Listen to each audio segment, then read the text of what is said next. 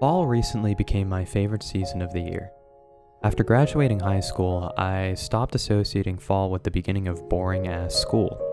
And with my love of warm, baggy sweaters, hot drinks like tea and hot cocoa, and hiking because it's cheaper than therapy, I had nothing holding me back from taking a few joints, some earbuds, and just hitting the trails to experience the beautiful autumn leaves. Before that, though, my favorite season was summer. I have many fond memories of binging anime for weeks on end, and I remember the first few summers in middle school when I first rediscovered anime and all of my favorites to this day, some of which are still the only anime to make me cry. Hope it's going good, buds. I'm Wendigo Blue, and today I'm gonna share with you the top 5 anime that made me cry. On this list are actually 2 of my favorite anime of all time, as well as just a couple I'd recommend if you're new to anime in general. But all of them are must-watches. I repeat, these are all must-watch anime. I don't care when or how, you just have to at some point. Even the ones I talk mad shit about. Also, they, to my current knowledge, are old as fuck, so they should be easy to find.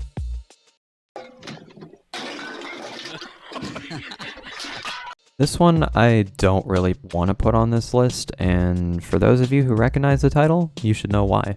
But for those of you who don't know, this anime pulled off what I consider one of the filthiest pranks in anime history.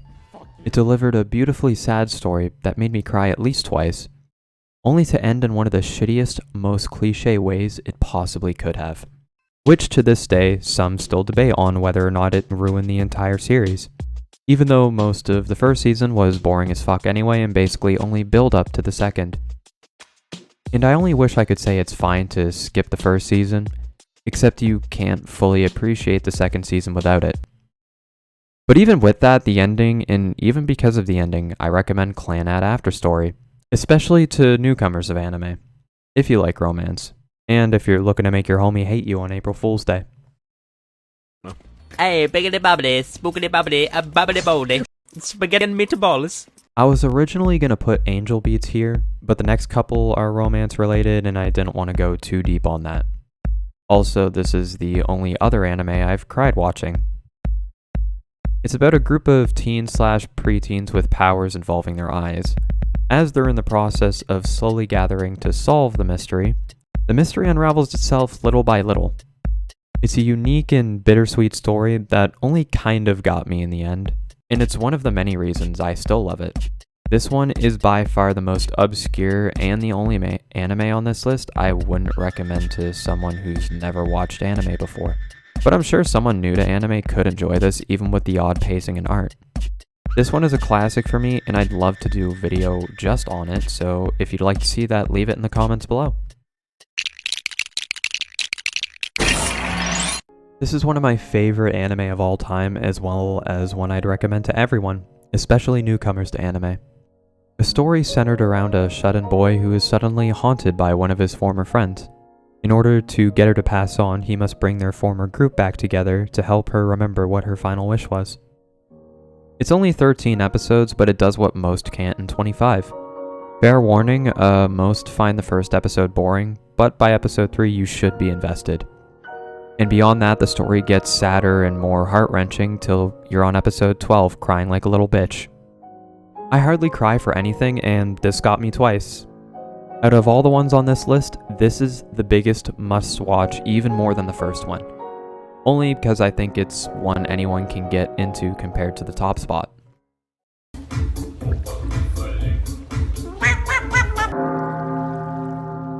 This would, hands down, be in my top 5 favorite anime ever, as well as just my favorite romance anime of all time. It's also the series I proudly started my light novel collection on. I like it a lot, as you can already tell.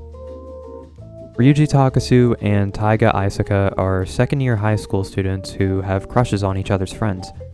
After a couple of wacky twists of fate, they strike up a deal to help one another get in their friends' pants, only to fall in love with each other instead. If you're not into tsunderes, then you won't like this one. Taiga is one of the queens.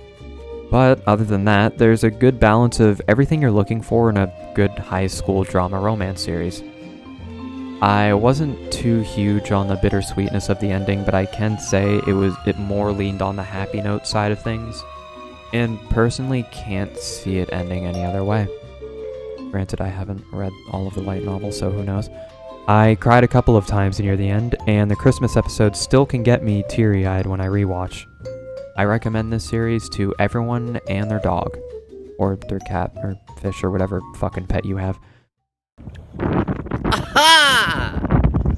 Aha! Yeah. This might be a surprise to many, but I've never cried more in any anime than I have One Piece. Or any other show for that matter. Only surprising to the people who think of One Piece as just that long-ass pirate anime. Which I can understand, as that's the mentality I had going into the show myself. But obviously I had a change of heart because it's the top spot here.